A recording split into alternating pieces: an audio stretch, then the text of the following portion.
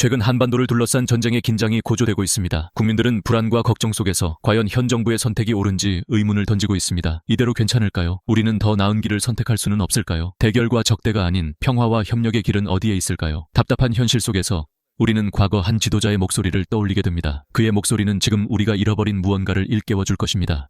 노무현 대통령. 그는 전쟁의 상처를 딛고 화해와 신뢰를 이야기한 지도자였습니다.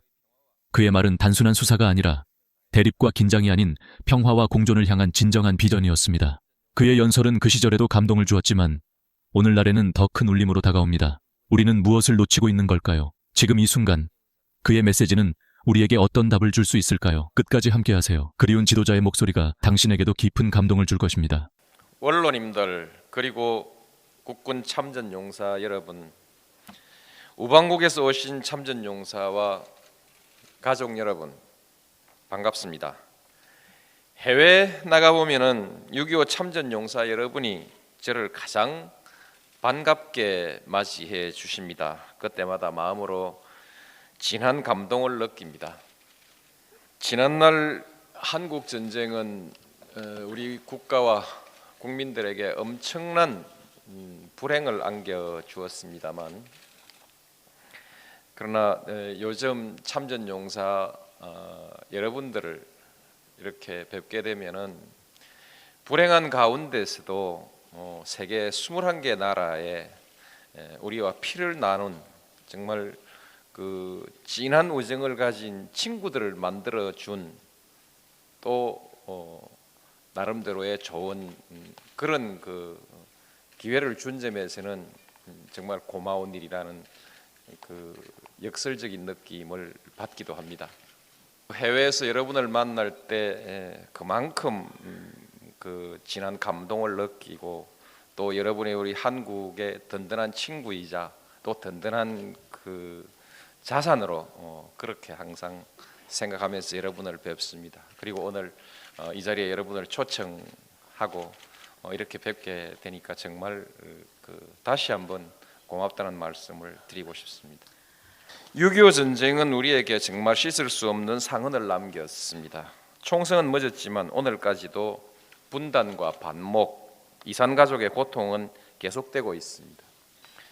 다시는 6.25와 같은 비극이 이 땅에서 생기지 않도록 해야 할 것입니다. 조금 전에 재한군인 회장께서 든든한 대비와 안보를 특별히 여러 번 강조해 주셨습니다. 그 점에 대해서 저나 우리 한국의 국군은 잘 알고 있습니다. 그리고 지금 우리는 어떤 상황에 대해서도 한치의 오차도 없이 나라를 지켜낼 수 있는 든든한 국방 태세를 갖추고 있다는 점을 여러분께 다시 한번 말씀드리고 싶습니다. 그와 같은 확고한 대비와 더불어서 가장 확실한 안보 전략은 또한 전쟁을 사전에 예방한다는 것입니다. 그렇게 하기 위해서는 화해와 협력을 통해서 공존하는 길을 찾아 나가야 할 것입니다. 그 요체는 신뢰와 포용입니다. 끊임없이 상대를 경계하고 적대적인 감정을 부추겨서는 신뢰를 쌓을 수가 없습니다. 화해와 협력의 대화도 또한 이루어질 수가 없습니다. 상대를 인정하고 포용하는 가운데 전쟁을 예방하는 그와 같은 현명한 안보가 또한 필요하다고 생각합니다. 화해, 협력, 포용 이런 말은 말로 하기는 쉬운 일이지만은 그러나 또한 실천하기는 쉬운 일이 아니라는 사실도 잘 알고 있습니다. 공존을 성공시키기 위해서는 가슴속에 남아있는 분노와 증오의 감정을 절제하고 이길 수 있어야 합니다. 역사에 있어서 지난날을 완전히 복구한다는 것은 불가능합니다. 지금까지 그런 역사는 한 번도 존재하지 않았습니다. 우리는 6.25가 남긴 뼈아픈 교훈과 참전용사들의 희생을 잊지 않으면서도 또한 우리의 미래를 위해서 과거의 원한을 극복하고 적대감을 풀어나가기 위해서 노력하고 있습니다. 앞서 말씀드린 대로 우리는 군사적인 대비를 확실하게 하고 있습니다. 지금 한국의 국방비 규모는 세계 11번째입니다.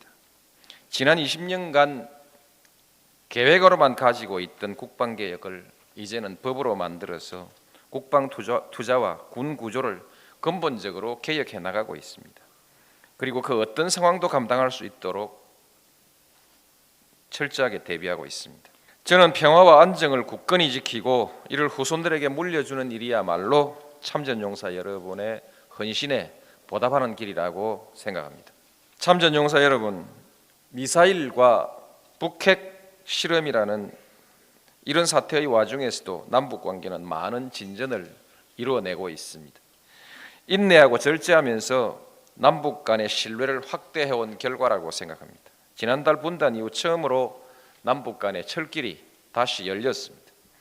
핵심적인 군사 요충지였던 개성공단이 남북한 경제협력의 중심으로 거듭 태어나고 있습니다. 우리는 북핵 문제 해결 과정에서 대화에 의한 해결 원칙을 일관되게 지켜나왔습니다.